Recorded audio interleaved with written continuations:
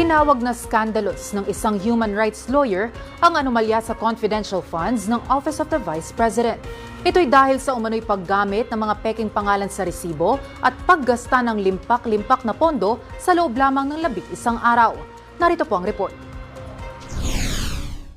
Tinawag na tip of the iceberg ng House Prosecution Panel ang 845 acknowledgement receipts sa confidential funds ng Office of the Vice President na inihain sa Senate Impeachment Court. Ayon kay House Prosecutor at Bicol Cerro Party List Representative Terry Ridon, sasalang pa bilang testigo ng prosekusyon ng ilang eksperto mula sa Philippine Statistics Authority at National Bureau of Investigation sa mga susunod na linggo. Patutunayan dito na bukod sa mga umano'y peking pangalan gaya ni na Mary Grace Piatos, Alejandro Piquit at iba pa, iisang grupo o iilang tao lang umano ang pumirma sa libu-libong resibo. Giit pa ni Ridon, may absolute authority at direct control ang Vice-Presidente sa pagpapalabas ng pondo, kaya hindi siya pwedeng tumakas sa pananagutan.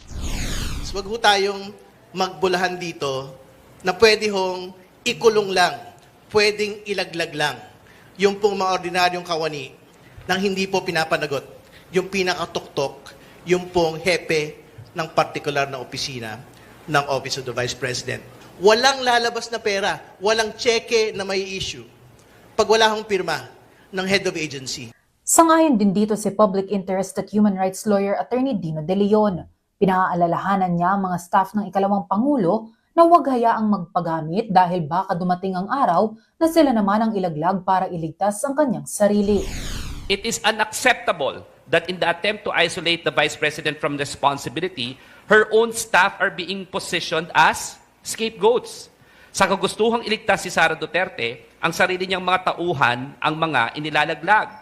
Nakakabahala ito, lalong-lalo na sa mga staff ni Vice President Sara Duterte. Hindi kaya darating ang araw na kayo naman ang ilalaglag ni Sara? Pinatikos din ni De Leon ang timing ng paggasta ng confidential funds sa loob lamang ng 11 araw noong December 2022. Na ay ginamit para sa patronage politics o sa pagbili ng loyalty ng kanyang mga taga-suporta. Pinabulaanan din ng abogado ang tila pagbaboy ng bise sa pera ng taong bayan dahil sa paggamit umano ng mga pangalang hinango mula sa chichirya para sa mga resibo. At ginawa na nga chichirya habang nakapikit. Di ba? Yung pera ng taong bayan. Kung ano mga pinaglalagay ng mga pangalan doon. It's scandalous and it is what we call hubris. Alam niyo kung bakit? Kasi matagal nang hindi napapanagot ang mga Duterte.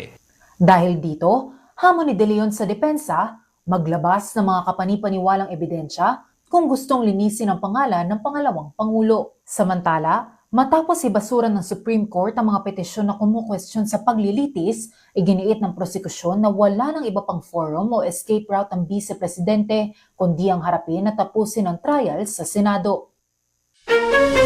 Ako po si Sofia Potenciano. Para maging updated, manatiling nakatutok sa Congress TV, Congress TV Digital at iba pa naming social media pages.